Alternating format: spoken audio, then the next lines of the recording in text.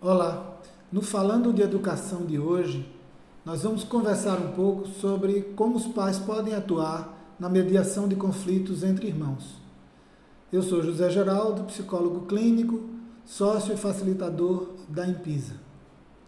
Essa semana, alguém me perguntava como poderia atuar no sentido de mediar o conflito entre seus dois filhos. Dois irmãos que estavam brigando muito. E ela ficava perdida sem saber como resolver, como mediar esse conflito.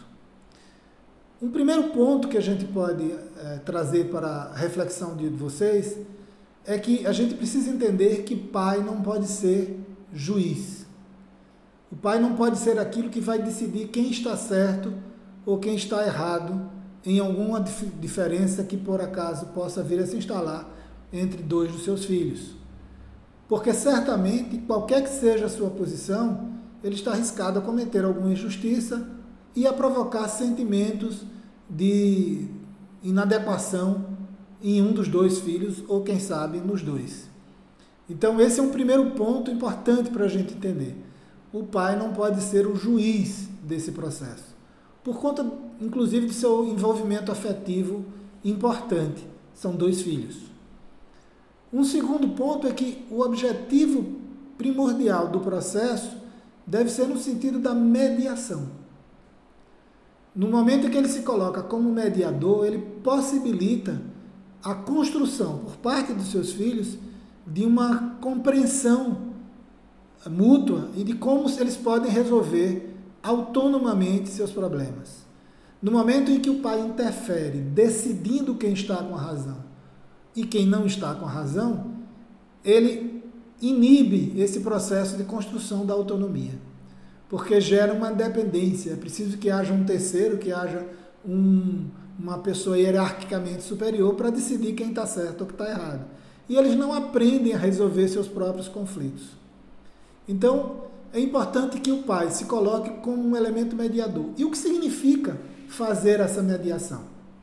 Veja, se há alguma divergência, se há alguma discussão, se há algum atrito entre os dois, provavelmente há uma dificuldade importante de comunicação. Então, uma primeira medida é que o pai ou a mãe pode se colocar como o elemento que vai facilitar, promover uma fluidez na comunicação entre os dois. Então, obviamente, como os dois não estão conseguindo se escutar, se esse pai e essa mãe se coloca ali naquele momento como alguém que, com sua autoridade, vai permitir que um escute o outro, de forma a que cada um possa se colocar e se perceber compreendido pelo outro, o processo de mediação já se inicia. Uma outra coisa é que, como os dois estão com muita dificuldade de compreender o ponto de vista do outro, o pai e a mãe pode atuar como aquele que vai esclarecer pontos de vista. Então, por exemplo, se há alguma discussão em torno de um objeto, que cada um dos dois diz ser dono do objeto, o pai pode ser aquele tradutor dos sentimentos e das percepções que cada um vai ter com relação ao outro. Então, traduzir, por exemplo, que um sente que é dono do objeto, ou que um sente que o irmão não partilha com ele os objetos, ou traduzir uma percepção que alguém tem de como aquele objeto chegou até ele, quais as características da posse daquele objeto. Então, o pai ou a mãe pode ser o elemento que vai fazer essa tradução, permitindo que o outro escute.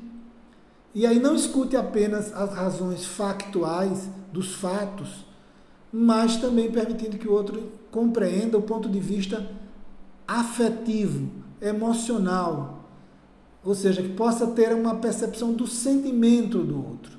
Porque às vezes a divergência ela não se centra necessariamente no fato ocorrido, né? Mas numa percepção que os dois têm acerca um do outro.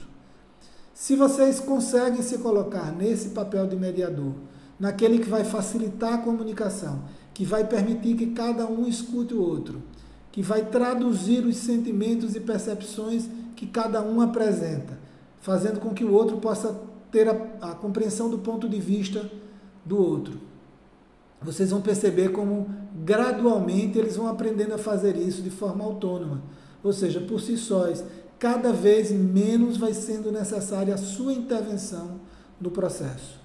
E aí o pai não terá que se posicionar favorável a nenhum dos filhos, possibilitará a resolução do conflito, a efetiva resolução do conflito, porque quando há alguém que atua como juiz, sempre há um que se sente preterido, sempre há um que se sente injustiçado com aquela decisão, e aí a decisão virá de um consenso, de uma compreensão mútua que eles terão.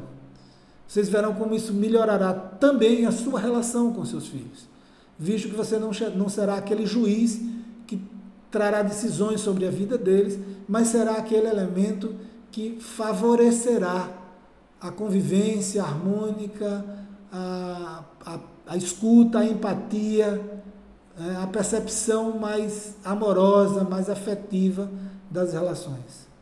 Espero que isso possa ajudá-los de alguma forma no processo educacional dos filhos. Se você gostou, curta e compartilhe. Muito em breve nos encontraremos novamente aqui no Falando de Educação pelo Educatime. Até breve.